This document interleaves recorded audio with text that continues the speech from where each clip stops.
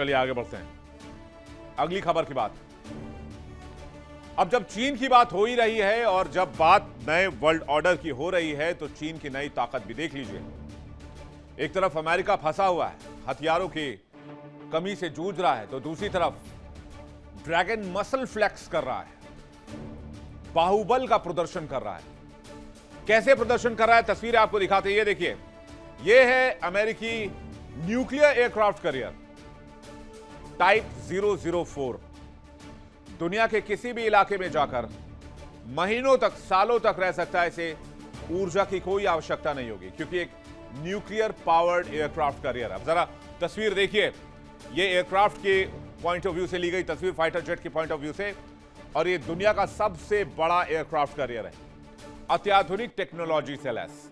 इसकी एक एक खासियत मैं आपको बताऊंगा और कैसे ये है ड्रैगन का चैलेंज अमेरिका को समुद्री बादशाह के मामले में, ये भी आपको बताएंगे। लेकिन इससे पहले जरा फुल स्क्रीन देखिए इस समंदर के शानदार शिकारी को जिसे चीन ने लॉन्च कर दिया है।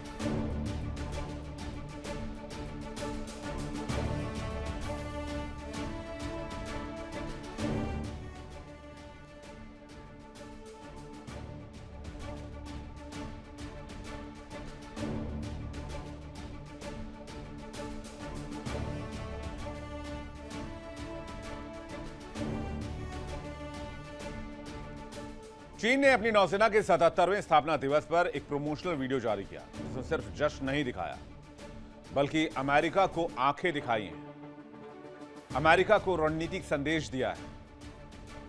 इस वीडियो की झलकियों के बीच जो सबसे बड़ा संकेत माना जा रहा है वो चीन का सुपर एयरक्राफ्ट कैरियर टाइप 004।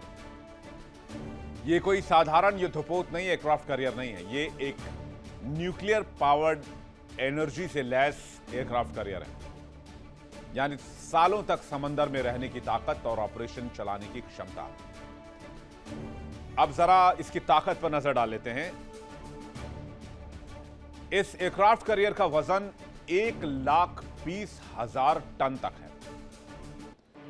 दुनिया की सबसे बड़ी युद्धपोत में गिना जाता है।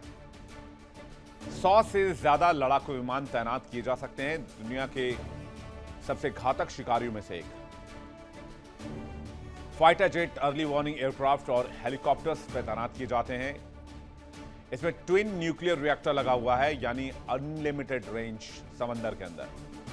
सालों तक बिना फ्यूल भरे समुद्र में ऑपरेशन, लॉजिस्टिक सपोर्ट पर निर्भरता बेहद कम। लंबे समय तक समुद्र में डटे रहने की ताकत, दूर दराज के समुद्री क्षेत्रों में projection of power, air defence और स्ट्राइक मिशन दोनों में सक्षम, और सीधे सीधे अमेरिकी बादशाहत को चुनौती, वो भी समंदर में। अमेरिका के सुपर कैरियर्स को डायरेक्ट थ्रेट। इस वीडियो ने पूरी दुनिया के डिफेंस एक्सपर्ट का ध्यान अपनी ओर खींचा है। बताया जा रहा है कि इस वीडियो में चीन ने अपने चौथे एयरक्राफ्ट कैरियर के बारे में बेहद खास जानकारी छिपाई है। कयास ये लगाए जा रहे हैं कि न्यूक्लियर पावर्ड यानी कि परमाणु ऊर्जा से चलने वाला यह पहला एयरक्राफ्ट कैरियर होगा। चीन अपनी समुद्री सीमाओं को सुरक्षित करने और अमेरिका की बादशाहत को चुनौती देने के लिए भरपूर तैयारी कर रहा है। इस वीडियो में 4 जनरेशन के सैनिकों को दिखाया गया है। वीडियो के अंत में एक ईस्टर एग है जो सीधे तौर पर ताइवान के चीन में विलय की ओर इशारा करता है। चीन की राष्ट्रपति शी जिनपिंग पहले ही कह चुके हैं कि वो ताइवान को मिलाने के लिए हर ताकत का इस्तेमाल करेंगे। साथ ही साथ ये वीडियो चीनी जनता को इस संभावना के लिए भी मानसिक रूप से तैयार कर रहा है कि अगर भविष्य में सैन्य कार्रवाई होती है तो उसे राष्ट्र हित में आवश्यक माना जाए। और चीन केवल जहाज ही नहीं बना रहा बल्कि समंदर के बीच में कृत्रिम द्वीप भी तैयार कर रहा है। उसने दक्षिण चीन सागर में कई मिलिट्री बेस और हवाई पट्टियां भी बना ली हैं। इन अड्डों की मदद से चीन की नौसेना अपने तट से 1000 नॉटिकल माइल दूर तक गश्त कर रही है। चीन ने स्कारबोरो शोल जैसे विवादित इलाकों पर भी अपना दावा मजबूत कर दिया है। फिलीपींस और वियतनाम जैसे देशों के लिए बड़ी चुनौती है। चीन का लक्ष्य एक ऐसी ब्लू वाटर नेवी बनाना है जो दुनिया के किसी भी कोने में अपनी ताकत दिखा सके। तो ब्लू वाटर नेवी सबसे पावरफुल आज की तारीख में किसकी है? अमेरिका की।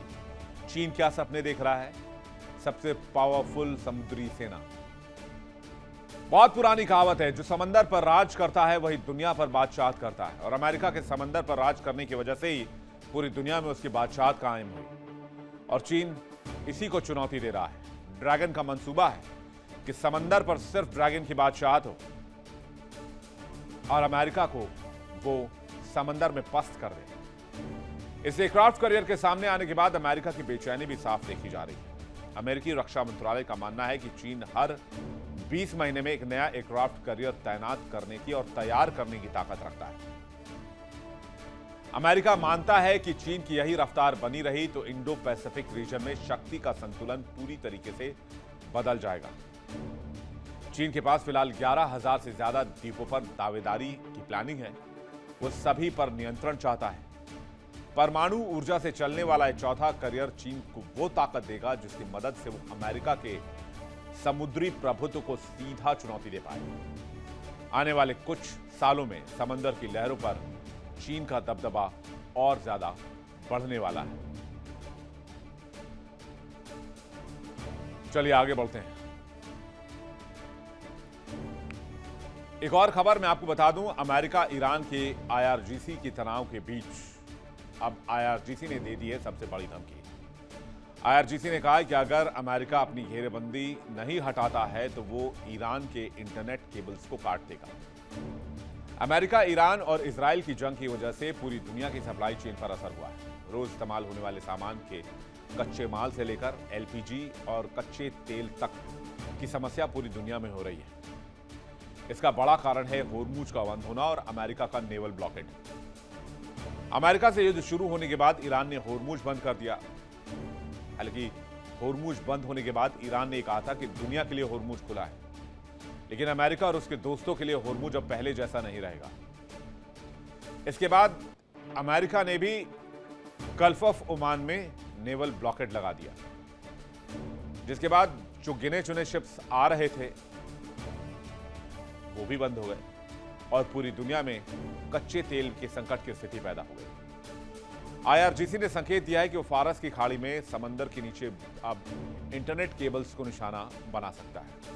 हिंदी में एक बहुत मशहूर कहावत है, तू डाल डाल मैं पात पात। ब्लॉकेड का जवाब अगर अमेरिका ब्लॉकेड से दे रहा है तो अब गल्फ में समंदर के नीचे बिछी इंटरनेट केबल्स को काटने की तैयारी कर रहा है IRGC। IRGC से जुड़े एक आउटलेट ने खाड़ी क्षेत्र की समुद्र के नीचे बिछी केबल्स के नक्शे प्रकाशित किए। इससे इस पूरे क्षेत्र में इंटरनेट ट्रैफिक, क्लाउड सेवाओं और वित्तीय प्रणालियों पर असर पड़ सकता है। IRGC ने कहा है कि ये केबल्स काट दिए जाएंगे। बाकायदा इसका नक्शा जारी कर दिया गया है। US घेरेबंदी के कारण केबल्स काटने की धमकी दी है। ओमान सागर में अमेरिका ने घेरेबंदी कर दी है। होर्मुज के पास इंटरनेट केबल्स काटने की धमकी दी है। अब तस्वीर आपको दिखाते हैं। तस्वीर IRGC ने जारी किया है। तस्वीर के जरिए IRGC ने इंटरनेट केबल्स को दिखाया है। मिडिल ईस्ट में बढ़ते भू राजनीतिक तनाव ने सबमरीन केबल्स की सुरक्षा को लेकर चिंता बढ़ाई है। हूथी जैसे विद्रोही समूहों द्वारा रेड सी में केबल काटने की धमकियां पहले भी सामने आ चुकी हैं। इसके अलावा स्ट्रेट ऑफ होर्मुज भी एक संवेदनशील इलाका है, जहां किसी भी तरह का संघर्ष या अवरोध वैश्विक डेटा को प्रभावित कर सकता है। हाल के सालों में कुछ घटनाओं में जहाजों द्वारा केबल क्षतिग्रस्त होने और मरम्मत कार्य में देरी जैसी समस्याएं भी सामने आई। इन सब वजहों से खतरा और ज्यादा वास्तविक हो चुका है। अब सवाल यह है कि केबल्स अगर काट दिए गए तो होगा क्या? इसका व्यापक असर होगा। डिजिटल नेटवर्क पर सबसे ज्यादा इंपैक्ट होगा। सबसे पहले इंटरनेट स्पीड पर असर दिखेगा। यूजर्स को स्लो इंटरनेट, वीडियो कॉल में रुकावट, केबल में रुकावट आने की कई दिक्कतें, डिजिटल पेमेंट सिस्टम में दिक्कत, UPI, नेट बैंकिंग ट्रांजैक्शंस में भी देरी संभव है। UPI, नेट बैंकिंग और अंतर्राष्ट्रीय ट्रांजैक्शंस में भी दिक्कत आएगी, जिससे आम लोग, कारोबारी परेशान हो सकते हैं। आज की डिजिटल दुनिया में इंटरनेट हमारी रोजमर्रा की जिंदगी का अभिन्न हिस्सा है। रोटी, कपड़ा, मकान के बाद सबसे जरूरी चीज इंटरनेट है। लेकिन बहुत कम लोगों को यह पता है कि इंटरनेट का असली नेटवर्क आसमान में घूमते सैटेलाइट नहीं, बल्कि समुद्र के नीचे बिछे केबल्स पर टिका है और ईरान की ओर से बार बार सबमरीन इंटरनेट केबल्स को काटने की धमकी दी जा रही है। अंतर्राष्ट्रीय दूरसंचार संघ के मुताबिक दुनिया के करीब 99% इंटरनेशनल डेटा का ट्रांसफर इन्हीं सबमरीन केबल्स के जरिए होता है। होर्मुज संकट का असर जल्द ही डिजिटल अर्थव्यवस्था पर नजर आने वाला है। पिछले एक महीने से तो आधी दुनिया एलपीजी और तेल के संकट से जूझ रही है, लेकिन अगर इंटरनेट केबल्स पर हमला हुआ तो इंटरनेट की भी दिक्कत सामने आ सकती है। आईआरजीसी की तस्वीर जारी होने के बाद दुनिया के इंटरनेट को खतरे में बताया जा रहा है। होर्मुज स्ट्रेट सिर्फ तेल का रास्ता नहीं है, बल्कि डिजिटल दुनिया का एक बड़ा चोक पॉइंट भी है।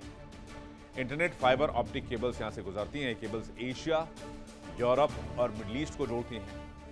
रेड सी होर्मुज में दर्जनों सबमरीन केबल्स मौजूद हैं। रेड सी में ही करीब 15 से 20 केबल्स गुजरती हैं। दुनिया का 95% से ज्यादा इंटरनेट डेटा अंडर सी से गुजरता है। रेड सी और होर्मुज के आसपास दर्जनों सबमरीन केबल्स हैं। सिर्फ रेड सी में ही करीब 15 से 20 केबल्स गुजरती हैं। ये केबल्स मिलकर एशिया, यूरोप और अफ्रीका के बीच डेटा ट्रैफिक का एक बड़ा हिस्सा संभालती हैं।